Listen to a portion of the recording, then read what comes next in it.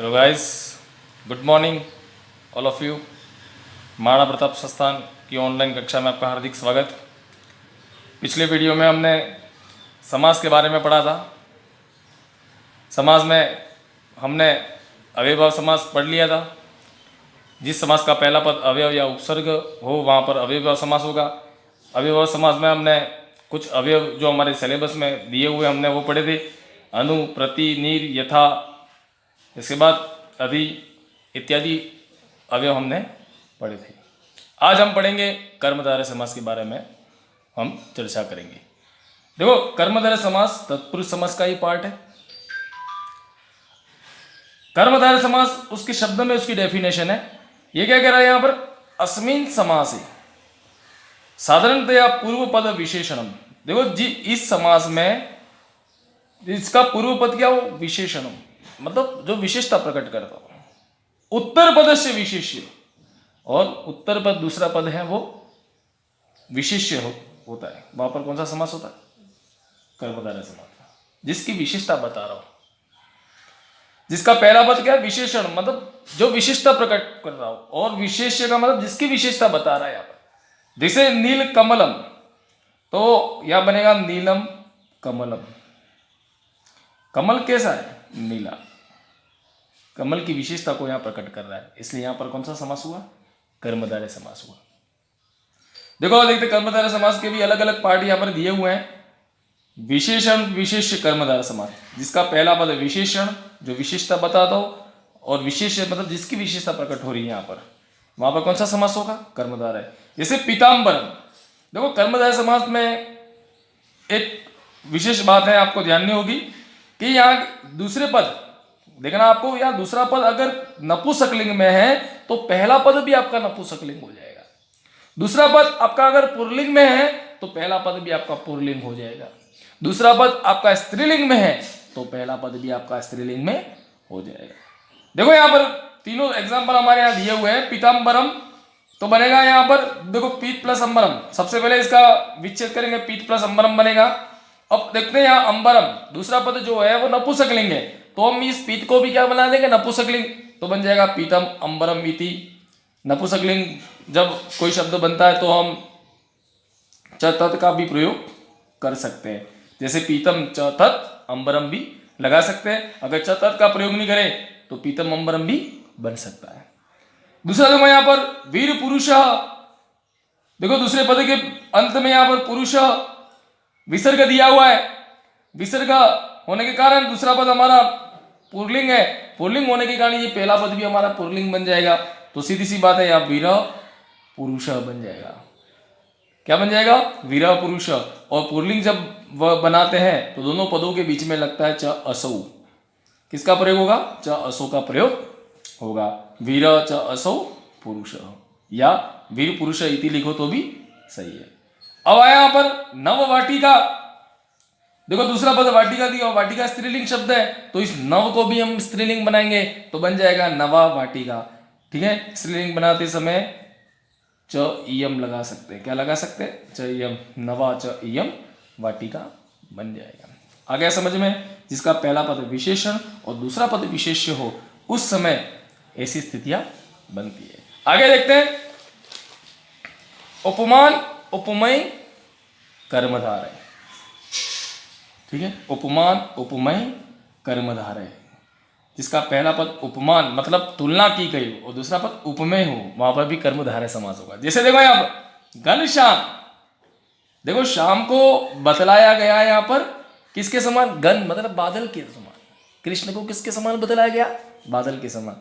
तो उस समय अगर हमें एक वस्तु की तुलना दूसरे वस्तु से अगर जब करते हैं, उस समय ईव का प्रयोग करेंगे। किसका प्रयोग करेंगे? ईव का। तो बन जाएगा घन ईव श्याम। बादल के समान है श्याम। चंद्रमुखम, मुख को किसके समान बतलाया गया है? चंद्रमा के समान। तो बन जाएगा चंद्र ईव मुखम। आगे देखो, शैलोन्नत, शैल प्लस उन्नत बनेगा शैल ईव उन्नत। पर्वत के समान ऊंचा। शैल का मतलब होता है पर्वत। किसके समान ऊंचा है? पर्वत के समान। तो जब जिसका पहला पद उपमान और उपमेय हो, दूसरा पद उपमेय हो, उस समय हम किसका प्रयोग करेंगे? दोनों पदों के बीच में ईव का, क्योंकि एक वस्तु की तुलना हम दूसरी वस्तु से कर रहे हैं और दोनों वस्तु तुलना करते हैं, उस समय हम ईव का प्रयोग करेंगे। आ गया समझ में? आगे देखो यहाँ पर उपमान उत्तर पद कर्मधारय समास, जिसका उपमान कहाँ होगा? उत्तर पद में, मतलब दूसरे पद में। उस समय हम जो ईव का प्रयोग जो करेंगे वो दोनों पदों के बाद में करेंगे। कहाँ करेंगे? बाद में। देखो जब उपमान पूर्व पद में था तब दोनों पदों के बीच में हम ईव का प्रयोग कर देंगे। जब उपमान हमारा दूसरा पद में आ रहा है उस समय हम ईव का प्रयोग जो करेंगे वो दोनों पदों के बाद में करेंगे। जैसे पुरुष व्याघ्र, ठीक है, पुरुष व्याघ्र तो बनेगा पुरुष व्याघ्र ईव। पुरुष को किसके समान बतलाया गया है यहाँ पर? बाघ के समान। किसके समान? बाघ के। तो हमारा उपमान का यहाँ दूसरे पद में, इसलिए हमने ईव का प्रयोग कहाँ किया? दोनों पदों के बाद में। देखो स्थितियां तो इसमें भी वैसे ही रहेगी। अगर यहाँ पर दूसरे पद में अगर पुरलिंग है तो पहले पद में पुरलिंग बनेगा, वो तो नियम सब में चलेगा। अगर दूसरे पद में नपुंसकलिंग है तो पहले पद भी नपुंसकलिंग बनेगा, दूसरा पद अगर स्त्रीलिंग है तो पहला पद भी स्त्रीलिंग बनेगा। आ गया समझ में? आगे देखो मुख कमलम। अब मुख को कमल के समान बताया है, लेकिन हमारा जो उपमान है वो कहाँ है? उत्तर पद में। उपमान कहाँ बैठा हुआ है? उत्तर पद में। तो बन जाएगा यहाँ पर मुखम कमलम ईव। देखो हमारा दूसरा पद नपुंसकलिंग था, इसलिए हमने मुख को भी बना दिया नपुंसकलिंग, मुखम कमलम ईव। आ गया समझ? आगे देखो यहाँ पर अवधारणा पूर्व पद कर्मधारय, मतलब यहां क्या कह रहा है कि पहले पद को, अवधारणा मतलब दूसरा पद मान लिया गया हो, पहले पद को ही दूसरा पद मान लिया गया हो, वहां पर हम किसका प्रयोग करेंगे? एव का प्रयोग करेंगे। उसकी अवधारणा की गई हो, पहले पद को दूसरे पद के द्वारा अवधारणा करना, वहां पर एव का प्रयोग होता है। जैसे विद्या धनम, विद्या धनम, ठीक है, विद्या को हमने क्या मान लिया है? यहाँ पर धन मान लिया, तो यहाँ पर किसका प्रयोग हुआ? एव। तो विद्या एव धनम, विद्या ही धन है। विद्या ही क्या है? धन है। गुरुदेव, गुरु एव देव, ठीक है, गुरु को हमने किसके समान मान लिया है? यहाँ पर देवता के समान। तो वहां पर किसका प्रयोग करेंगे? हम एव का प्रयोग करेंगे। कहां पर? अवधारणा पूर्व पद कर्म सारगर्भ, पहले पद में ही अवधारणा अगर की जाती है तो वहां पर हम एव का प्रयोग करेंगे। इसी तरह हमारा कर्मधारय समास समाप्त हुआ। आगे देखते हैं हम द्वंद्व समास। देखो आप शब्द में ही समझ गए द्वंद्व, ठीक है। यदा उभय पद प्रधान भवति, जहां जब दोनों पद प्रधान हो, जहां पर दोनों पद प्रधान हो वहां पर कौन सा समास हो जाएगा? द्वंद्व समास। आ गया समझ में? देखो एग्जांपल जैसे हरि हरौ तो बनेगा हरिश्च हरश्च बन जाएगा। अगर हम श का प्रयोग नहीं करें तो वहां विसर्ग का भी प्रयोग कर सकते हैं, तो बनेगा हरिश्च हरहश्च। आ गया समझ में? देखो यहाँ पर कर्मधारय समास में क्या होता था कि दूसरे पद में अगर पुल्लिंग है तो पहला पद भी पुल्लिंग बनेगा, दूसरा पद अगर स्त्रीलिंग है तो पहला पद भी स्त्रीलिंग बनेगा, दूसरा पद अगर नपुंसकलिंग है तो पहला पद भी नपुंसकलिंग बनेगा। लेकिन यहाँ पर क्या कह रहा है? दूसरे पद में जो वचन होगा, सुनना यहाँ पर, दूसरा पद अगर पुल्लिंग है तो पुल्लिंग का द्विवचन लगेगा, दूसरा पद अगर स्त्रीलिंग है तो स्त्रीलिंग का द्विवचन लगेगा, और दूसरा पद अगर नपुंसकलिंग है तो नपुंसकलिंग का द्विवचन लगेगा। अगर तीन व्यक्ति हो यहाँ पर, अगर तीसरे में अगर पुल्लिंग है तो पुल्लिंग का बहुवचन लगेगा, स्त्रीलिंग है तो स्त्रीलिंग का बहुवचन लगेगा, नपुंसकलिंग है तो नपुंसकलिंग का बहुवचन लगेगा। देखो यहाँ पर हरि हरौ, हरि हरौ, हर जो है वो राम शब्द की तरह चलता है, रामः रामौ, इसलिए यहाँ पर उसका द्विवचन लगा। आ गया समझ में? आगे देखो यहाँ पर माता पितरौ तो बनेगा माता च पिता च, ठीक है।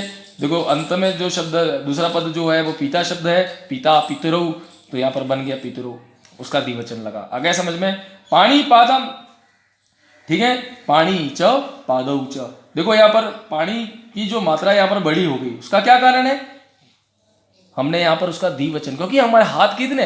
दो, तो ये बनेगा हरि की तरह चलेगा, हरि हरि, ये ऐसे बन जाएगा हर यह, तो पानी पानी, क्योंकि ये द्विवचन है, क्योंकि हाथ कितने? दो हैं, इसलिए यहाँ पर द्विवचन का प्रयोग किया हमने। पाणी च पादौ च, पांव भी हमारे दो, तो यहाँ पर भी हमने द्विवचन का प्रयोग किया। आगे देखो यहाँ पर राम सीते, देखो यहाँ पर राम सीते, हमने यहाँ पर सीता में द्विवचन का प्रयोग किया, सीता का द्विवचन लगा। क्यों? देखो मैंने कहा अभी आपको बताया था, अगर दूसरा पद अगर पुल्लिंग है तो पुल्लिंग का द्विवचन लगेगा, स्त्रीलिंग है तो स्त्रीलिंग का। यहाँ पर कौन है? सीता स्त्रीलिंग है तो स्त्रीलिंग का द्विवचन लगा, तो बनेगा रामश्च सीताश्च। आगे देखो यहाँ पर पितरौ, ठीक है, ये एक शेष द्वंद्व कहते हैं इसको हम। क्या कहते हैं? एक शेष द्वंद्व का मतलब होता है यहाँ पर एक शब्द में ही दो अर्थ है, एक शब्द में ही दो अर्थ हैं। पितरों में माता भी आ जाएगा और पिता भी आ जाएगा, इसलिए एक शेष द्वंद्व के अंतर्गत आएगा, तो बनेगा माताश्च पिताश्च बनेगा। आगे देखो पुत्रौ, ये भी एक शेष द्वंद्व का उदाहरण है। यहां पर उस एक शब्द में दो अर्थ हैं, तो बनेगा पुत्रश्च पुत्रिश्च बनेगा। क्या बनेगा? पुत्रश्च पुत्रिश्च। जया जय जयो, तो बनेगा जयश्च अजयश्च, जीत और हार।